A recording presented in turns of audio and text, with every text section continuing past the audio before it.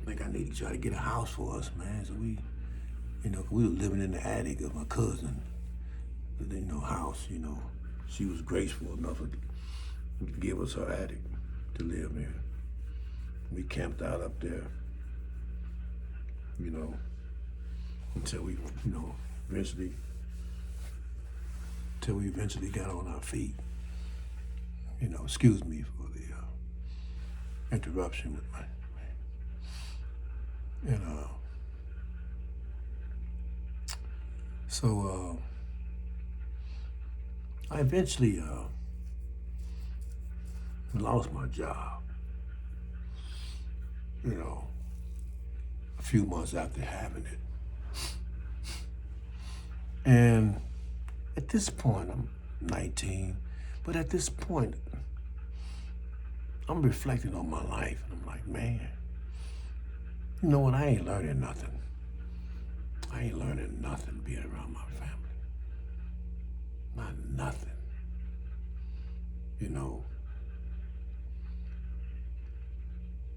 So I decided, man,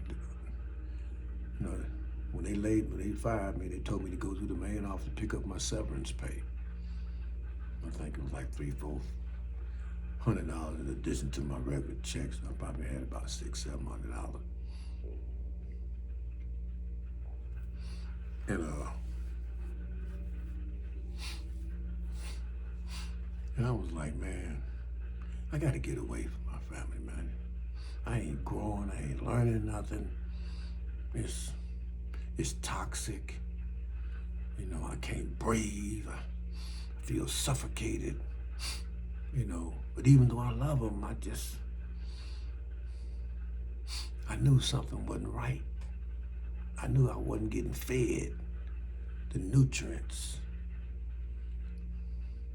the mental and the emotional nutrients that I needed to grow as a human being, that they were being sucked out of me through neglect and abandonment. And so I made a decision the day I got fired, man. I said, I'm just gonna get on the Greyhound, man. I'm just gonna travel, man. And hope I find my way. So I called David and them. I didn't tell nobody. I called David and them, and they was like, yeah, man, because it was Friday, and they already ready to party with. They know I got that money, they trying to get my auntie that big old box, Lincoln Continental, that big boy, that boat. They trying to get her, let us use it so we can go, hang out and party, have a good time. We got some money. But she was like, hold up, pump the brakes. Y'all already owe me $50.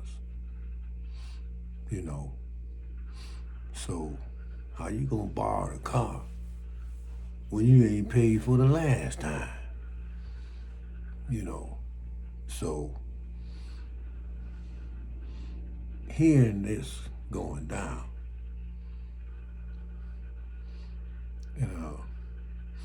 not wanting to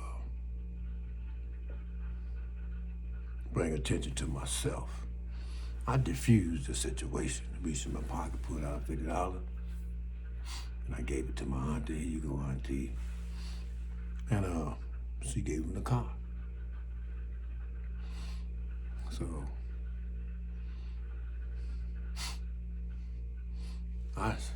my favorite club back in the day was the Green Door. It was a mixed interracial club, had live band. It was, one of the coolest spots to me in the whole city, even though we had black clubs, the Black and Tan, the Mustang, a few other spots. But my thing was the interracial thing, because I was into interracial intermingling, because I had been all my life been living in two societies, one black and one white. I wanted to experience what interracial mingling feels like, what it is. It's a whole new concept to me, and I wanted to experience it, So that was my spot, and they had some bad bands up in there, boy. They had some white boys up in there like the average white band getting down with the R&B and everything, smooth rock or whatever you wanted to play. They was cut like that on some real professional smooth tip. I'm like, man, this shit is rocking. These boys, I'm feeling this, man. This is a whole new experience, you know. But so they knew that was my favorite place because, you know, whenever I got my check on Friday, that was the first place I went. That was the place I hung out at. And then they come and pick me up. We hang out, we go somewhere else. But they already knew that was my favorite spot. So when I gave my auntie the $50, by me just getting off work, I told them, I said, hey, man, I said, I'm going to take a shower and stuff, man, clean up. And y'all just meet me at the green door. Y'all know where I be at every Friday anyway. Y'all just come up there and pick me up and we just hang out and do the damn thing, you know what I'm saying? So I was able to throw them off, you know, with that, because they know that was my thing. So I threw them off with that. And so when I left their house, you know, I went in my cousin's house where we were staying at, went through the back door, went through the back street, and I went down to the bus station. And I bought me a ticket to Miami, Florida. I remember it as if it was yesterday. They had a little bar next door to the bus station. I sat in there, ordered me a hamburger, some white wine, and a shot of Jack Daniels. Every time I was downtown, I go to that spot, that's what I ordered. A hamburger, some white wine, and a shot of Jack Daniels to taste it all down in the end. So I did that. And then my bus came. I got on the bus, I had no luggage, no nothing. About $500 or $600 in my pocket. And that's it to my name. Not knowing what the future holds for me, you know, but I know I was out of here. I know it couldn't be worse than where I'm at. I knew that. If I had to do bad to get to a place that I consider good, I know taking off couldn't be no better. Couldn't be no worse. You know, and it's sad that I felt like that. You know, 19 years old, man. And I just took off and went, you know, 1,000 miles somewhere I don't know nobody. You know. And this was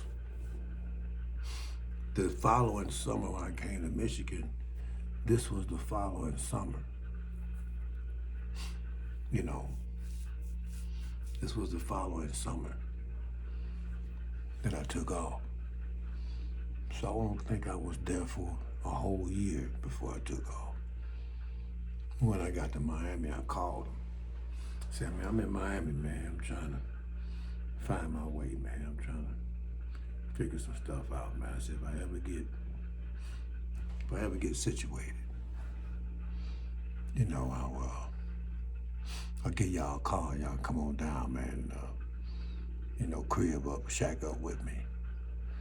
You know. And so I'm in Miami. First thing I realized when I got to Miami, I was like outside the bus station. A little farther across a couple of streets was Biscayne Avenue, the main strip. They had palm trees and stuff all around.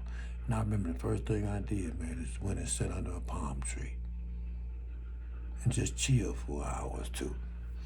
I just sit under the palm tree. It was so beautiful, you know. I was like, damn, I'm sitting under the palm tree, man. The reason I went to Florida, because I was like, shoot, if I do get stuck and I have a problem, at least it'll be warm, you know, all year round. At least I thought that much through. That was about it, to the extent of what I thought the trip through. if it do get tight for a bit, at least it'll be warm. I won't freeze them. So I sit up under palm trees and watch cars go up and down Biscayne Boulevard and just chilled, and I felt good. I felt relaxed, you know. So I put my little, so I kind of like hung out in the bus station all night. And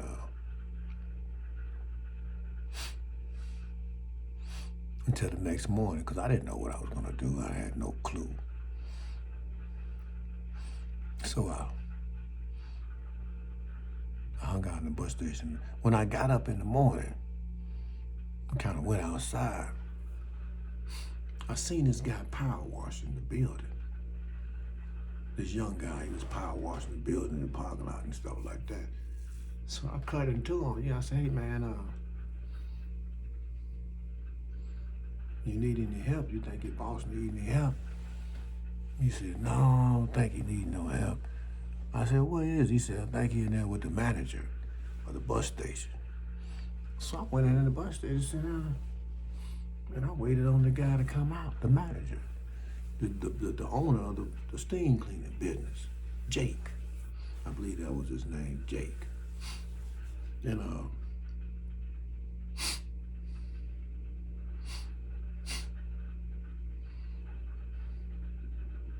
Jake come out and I asked Jake, I said, Jake, I didn't know his name at the time. I said, excuse me, sir. I said, I just got in town, just got off the bus yesterday. I don't really know nobody here, but I'm a good worker, man. And I just want to know that you need any extra help. He said, you know what, man? Give me about an hour, man. I'm going to let this dude go because he's milking the clock. You think I don't know, but he's milking the clock, holding me up. See, I'm going to let him go and give you a shot. And that's what he did. He let him go, gave me a shot. I went to work.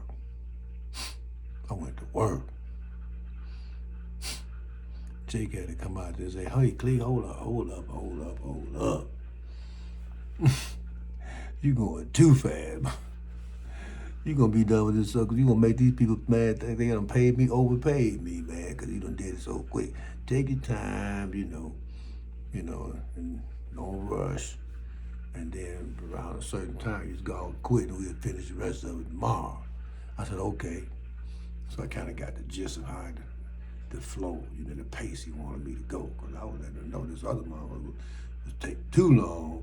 I said, I got you. I'm finna wrap this shit. We can go to the next job. I'm ready to go and make some money. So at the end of the day, he gave me a full day's pay, $40. Like, man, okay, tight. The next day I finished it, he gave me another 40. And then he took me to a bar, bought me something to eat and drank. And he said, listen, I can't hire no transient guy.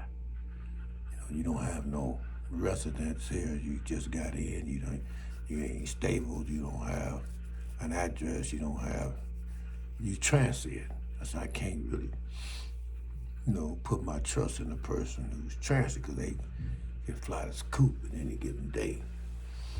But he said, listen, if you find you a place and get settled in, he said, I got you. He went on to say, like, listen, because my wife getting ill, man, and I'm about ready to kind of slow it down a little bit, And I think he was alluding to me like, man, shoot, if you hang with me, for the next year or two, I give you this motherfucker, I help you buy it, to teach you the game. Man. The dude really liked the way I worked, and I wasn't playing. I was good. I handled my business, So he really liked me, And I believe he meant what he said.